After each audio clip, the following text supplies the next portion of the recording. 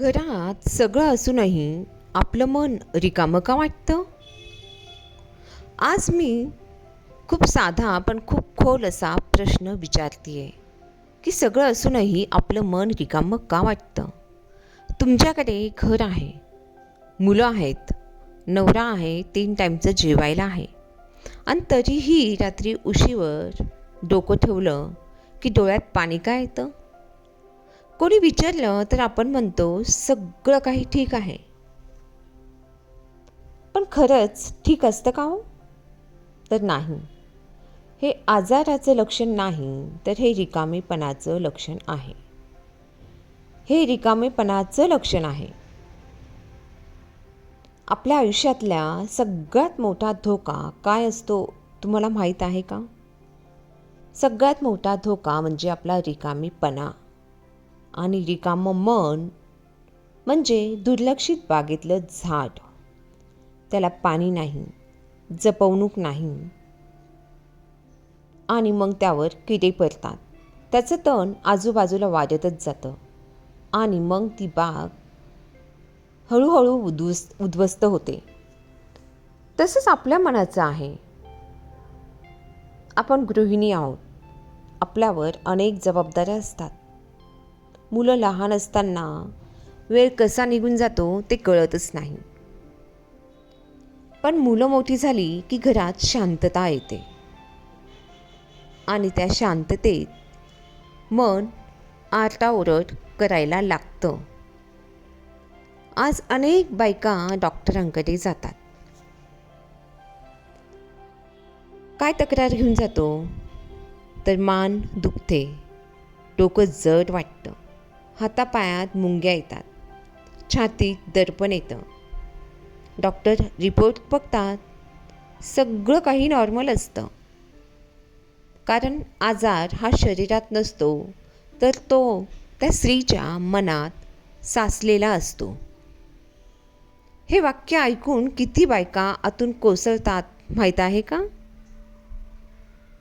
घरकामाला कधीच काम मानलं गेलं नाही. आजपर्यंत घरकामाला कधीही कोणीही काम म्हणून मानलं गेलेलं नाही आणि ते फ्युचरमध्येही होणार नाही. आणि हळूहळू तीच बाई स्वतःलाच म्हणायला लागते, मी खरंच काहीच करत नाही का? ही भावना सगळ्यांना खूप वेदनादायी असते. आता एक उदाहरण देते, खूप लक्ष देऊन ऐका.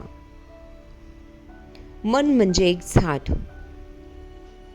ते खूप सुंदर आणि भरभरून वाढलेलं,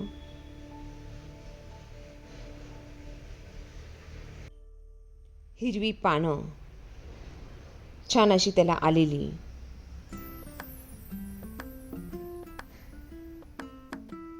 छान छान त्याला फुलं येतात आणि सगळे म्हणतात की हे झाड किती सुखात आहे ना.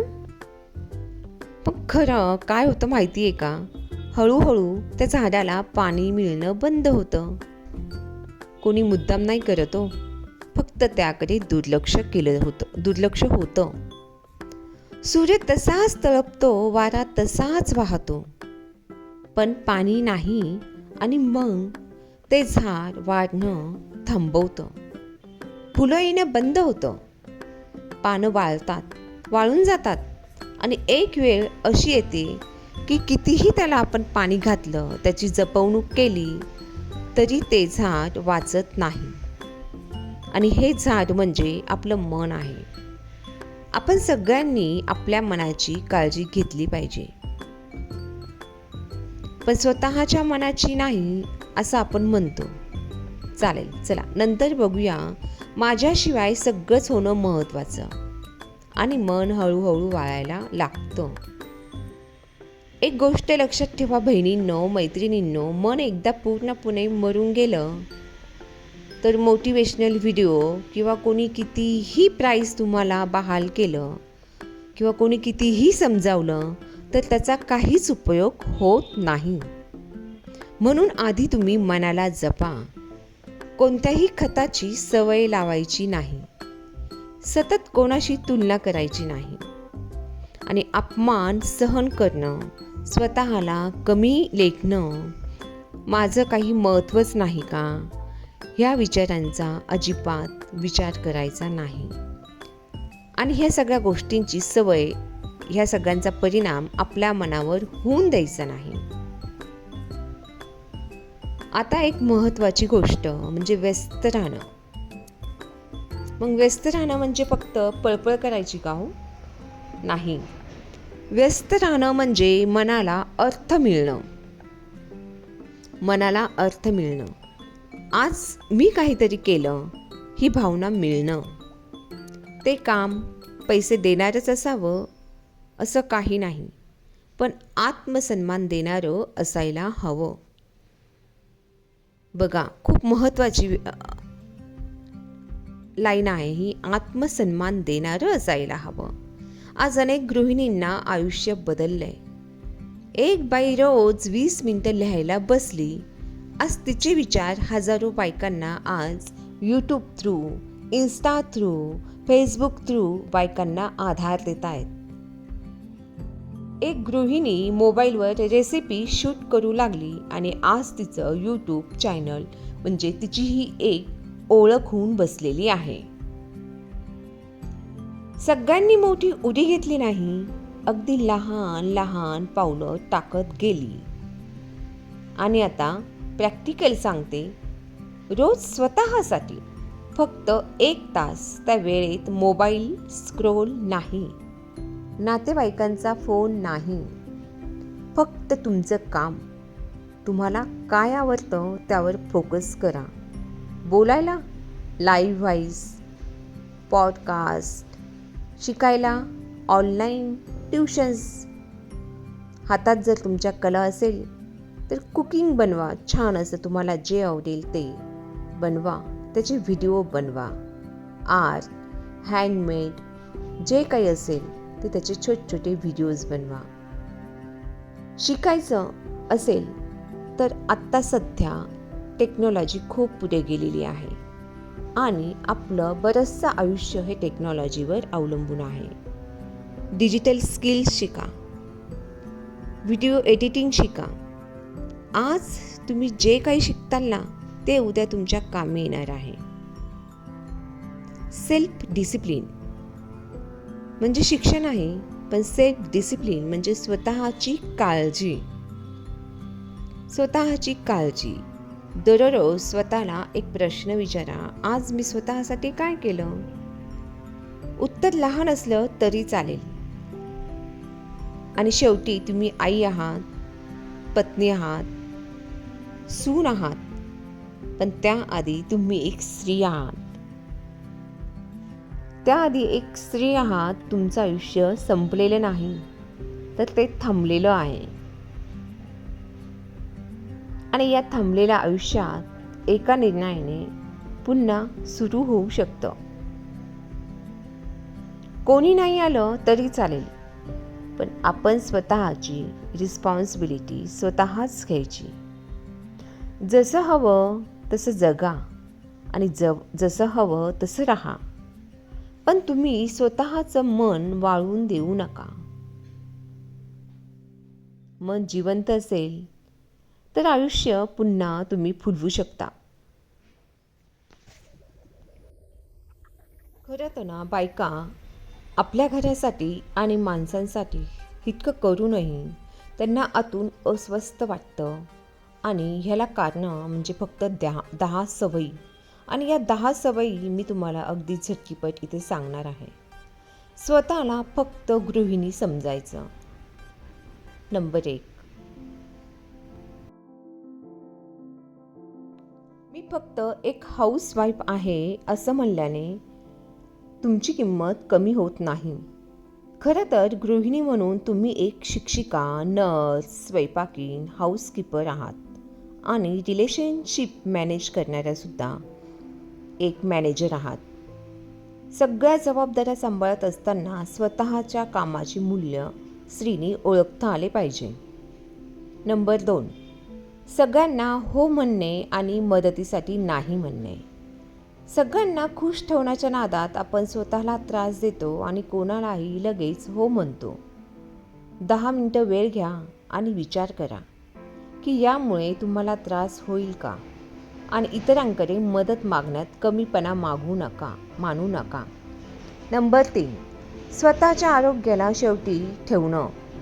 थकवा असूनही काम करणे, थंड चहा पिणे किंवा उरलेलं अन्न खाणे या सवयी मनातून दुखी करतात.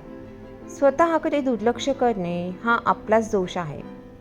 दिवसातून किमान एक गोष्ट स्वतःसाठी करा, जसे की गाणी ऐकणं, पिक्चर बघणं किंवा शांतपणे चहा घेणं. हा स्वार्थीपणा नसून स्वतःवर केलेला प्रेम आहे. परफेक्शनचा हट्ट, घर किंवा स्वयंपाक नेहमी कॅमेरा रेडी असायलाच हवा, हा हट्ट सोडा. चुका होणार, नॉर्मल आहे, गुड, इनफ, ठीकठाक आहे अशी कन्सेप्ट स्वीकारा. आणि 80% काम उत्तम झाले तर उरलेले 20% साठी दुःखी होऊ नका. नंबर 5, स्वतःचे कौतुक न करणे. आपण इतरांकडून शाबासकी वाट बघतो, पण स्वतःच्या मेहनतीची नोंद घेत नाही. मनातल्या मनात स्वतःच्या कामाबद्दल स्वतःच समाधानी राहा. नंबर 6, इतरांशी तुलना करणे. सोशल मीडियावरील निवडक क्षण आपण बघतो आणि स्वतःचं आयुष्य खूप स्वतःला कमी लेखतो. प्रत्येकाचा संघर्ष हा वेगळा असतो ग. तुलना करायचीच असेल तर ती स्वतःच्या कालच्या रूपाशी करा. आणि जे अकाउंट्स बघून कमीपणा वाटतो त्यांना अनफॉलो करा. नंबर 7, भावना दाबून ठेवणं. रडू आले किंवा राग आला तरी गप्प राहणं धोकादायक आहे. कारण या दाबलेल्या भावना नंतर आपल्याला चिडचिडीच्या रूपात बाहेर येतात. कोणाशी तरी बोला किंवा डायरीत लिहा. सगळ्यात इम्पॉर्टंट, एक डायरी करा आणि त्याच्यामध्ये लिहा, जेणेकरून तुमचं मन हलकं होईल. नंबर 8, भूतकाळाला विसरा. भूतकाळातल्या चुकांवर विचार करा, पण कसं तर जुन्या निर्णयाबद्दल किंवा चुकांबद्दल स्वतःला दोष देणं थांबवा. तुम्ही रोबोट नाही आहे, एक माणूस आहात. आपला भूतकाळ आपल्याला बदलता येत नाही, पण त्यातून खूप काही शिकता येतं ग, आणि ते शिकलं पाहिजे. नंबर 9, बदलाला विरोध करणं. माझे आयुष्य असेच चालणार हा विचार तुम्हाला प्रगती करण्यापासून रोखतो. नंबर 10, स्वतःवर विश्वास न ठेवणं. आत्मविश्वासाच्या अभावामुळे आपण इतरांवर अवलंबून असतो. आणि दररोज स्वतःला एक छोटे वचन द्या आणि ते पूर्ण करा, ज्यामुळे तुमचा पाया मजबूत होईल. बोनस सवय ही एक 11वी सवय म्हणून निवडा. इतर स्त्रियांच्या प्रगतीचा स्वीकार न करणे, दुसऱ्या स्त्रीच्या प्रगतीबद्दल असूया वाटणे किंवा जुन्या पिढीतील स्त्रियांना नवीन पिढीच्या सोप्या पद्धतीने, म्हणजे उदाहरणार्थ ऑनलाईन शॉपिंगला विरोध करणं, यामुळे तणाव येतो आणि वाढतो. इतरांच्या प्रगतीचे कौतुक करायला शिकत चला. कौतुक करायला आपल्याला पैसे नाही लागत, बस मन मोठं लागतं. आणि जर आपण हे मन मोठं केलं तर नक्कीच आपलंसुद्धा कोणीतरी कौतुक नक्कीच करतं. जुन्या पिढीने मार्गदर्शन करावे आणि कंट्रोल मात्र जुन्या पिढीने करू नाही. आणि नवीन पिढीने आदर देऊन आपले विचार मांडावेत. या सगळ्यातून एकच सांगेल की आपल्या सगळ्या सवयी प्रेमापोटीच असतात, पण ते प्रेम थोड्या प्रमाणात स्वतःकडे वळवणं खूप गरजेचं आहे. तुमचं मानसिक आरोग्य हेच तुमच्या घराचे मानसिक आरोग्य आहे. तुमचे मानसिक आरोग्य हेच तुमच्या घराचे मानसिक आरोग्य आहे. स्वतःला दोष देणं थांबवा आणि